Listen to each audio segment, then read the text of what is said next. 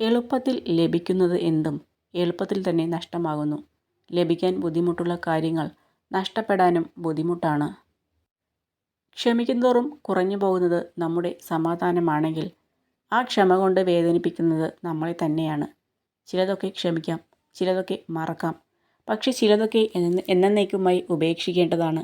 അതിനെ തന്നെ ചുറ്റിപ്പറ്റി നിൽക്കുന്നതുകൊണ്ടാണ് പലരും വീണ്ടും വീണ്ടും വേദനിക്കുന്നത്. കഴിഞ്ഞതിനെ ഓർത്ത് പശ്ചാത്താപിക്കുന്നതും ഭാവിയെ ഭയപ്പെടുന്നതും നിർത്തുക. ഇന്ന് മാത്രമാണ് നിങ്ങൾക്ക് ആകെയുള്ളത്. അത് പരമാവധി പ്രയോജനപ്പെടുത്തുക. നിങ്ങളുടെ മനസ്സ് ഒരു കാന്തമാണ്. അനുഗ്രഹങ്ങളെക്കുറിച്ച് ചിന്തിക്കുമ്പോൾ നിങ്ങൾ അനുഗ്രഹങ്ങളെ ആകർഷിക്കുന്നു. പ്രശ്നങ്ങളെക്കുറിച്ച് ചിന്തിക്കുമ്പോൾ നിങ്ങൾ പ്രശ്നങ്ങളെ ആകർഷിക്കുന്നു.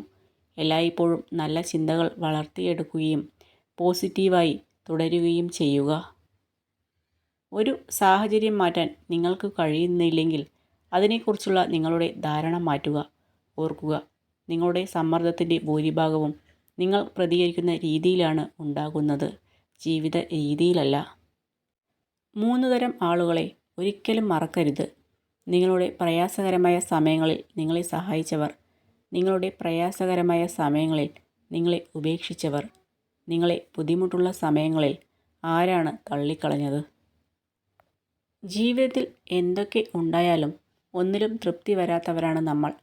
നമ്മുടെ ജീവിതം മറ്റുള്ളവരുടേതുമായി താരതമ്യം ചെയ്യുമ്പോൾ മനസ്സിൻ്റെ സ്വസ്ഥത നഷ്ടപ്പെടുന്നു. നമ്മൾ എത്ര ശ്രമിച്ചാലും അവരാകാൻ നമുക്കോ നമ്മളാവാൻ അവർക്കോ കഴിയില്ല എന്നതാണ് വാസ്തവം. ഒരു വ്യക്തി നിങ്ങളുമായി പ്രണയത്തിലാണെങ്കിൽ ആഴത്തിലുള്ളതും സംസാരിക്കാൻ പ്രയാസമുള്ളതുമായ കാര്യങ്ങൾ അവർ നിങ്ങളോട് തുറന്നു പറയാൻ തുടങ്ങും.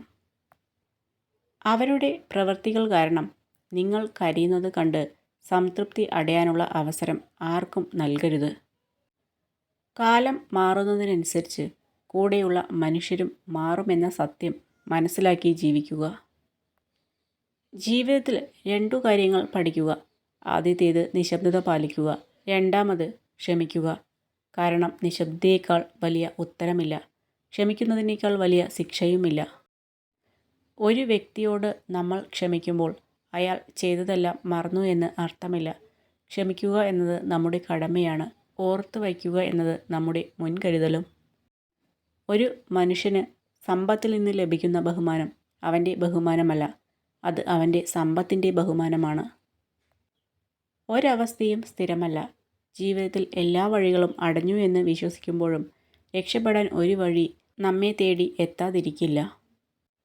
ഏതൊരു ബന്ധത്തിൻ്റെയും അടിത്തറ നമ്മൾ അവർക്ക് നൽകുന്ന പരിഗണനയാണ്. നമ്മളെ അവഗണിക്കുന്നവരെ എത്രയും വേഗം ഒഴിവാക്കണം. ഒരിക്കലും അവരുടെ പരിഗണനയ്ക്കായി നാം കാത്തു നിൽക്കരുത്. നമ്മളിലെ കോപാഗ്നി ആളിക്കത്തുന്നത് അല്പനേരത്തേക്ക് മാത്രമായിരിക്കാം. പക്ഷെ ആ ചൂടിൽ എരിഞ്ഞമരുന്നത് നമ്മളോട് ചേർന്ന് നിൽക്കുന്നവരുടെ സന്തോഷവും സമാധാനവുമായിരിക്കും. എല്ലാവരും കാണാൻ വേണ്ടി കരയുന്ന ബാല്യം, ആരും കാണാതെ കരയുന്ന യൗവനം, കരയുന്നത് കണ്ടാലും തിരിഞ്ഞു നോക്കാത്ത വാർദ്ധക്യം, അതാണ് ജീവിതം. നമ്മൾ ജീവിക്കേണ്ടത് നമ്മുടെ ആഗ്രഹങ്ങൾക്ക് അനുസരിച്ചാണ്. നമുക്കുള്ള സമയം പരിമിതമാണ്. അതിനാൽ മറ്റുള്ളവരെ അനുകരിക്കാതെ ജീവിക്കാൻ ശ്രമിക്കുക. ജീവിതത്തിലെ ഓരോ ചുവടുകളും കരുതലോടെ വേണം നീങ്ങാൻ. പിന്നിൽ നിന്നും തള്ളിയിടാൻ അവസരം നോക്കി നിൽക്കുന്നവർ നമുക്ക് ചുറ്റിലുമുണ്ട്. ചിലപ്പോൾ നമുക്ക് ഏറ്റവും വിശ്വാസമുള്ളവർ തന്നെ ആയിരിക്കും മുന്നിലുണ്ടാവുക. നമുക്ക് ആരുമില്ല എന്നോർത്ത് ദുഃഖിക്കുന്നതിലും നല്ലത് നമ്മൾ ആർക്കും ഭാരമാവുന്നില്ല എന്നോർത്ത് സന്തോഷിക്കുന്നതല്ലേ.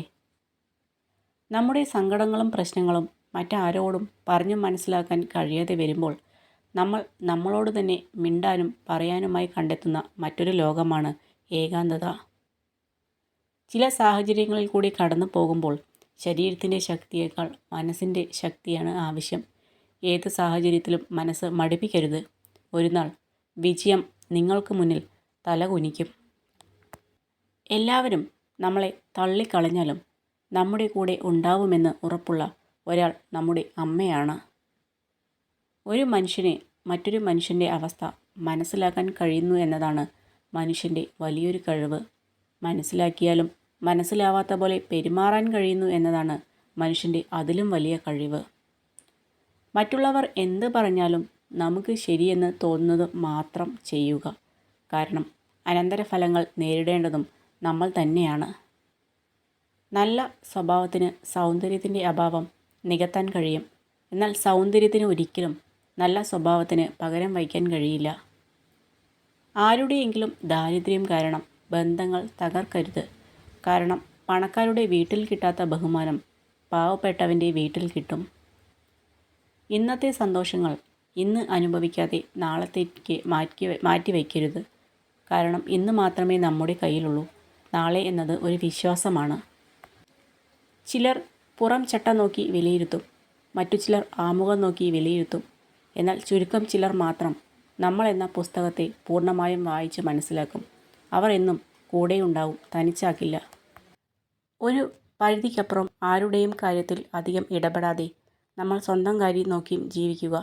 അവിടെ മനസ്സമാധാനമെങ്കിലും ഉണ്ടാവും. അല്ലെങ്കിൽ ഇന്ന് നമ്മളെ ചേർത്ത് നിർത്തിയവർ നാളെ തള്ളിപ്പറയുന്ന സമയം വിദൂരമല്ല.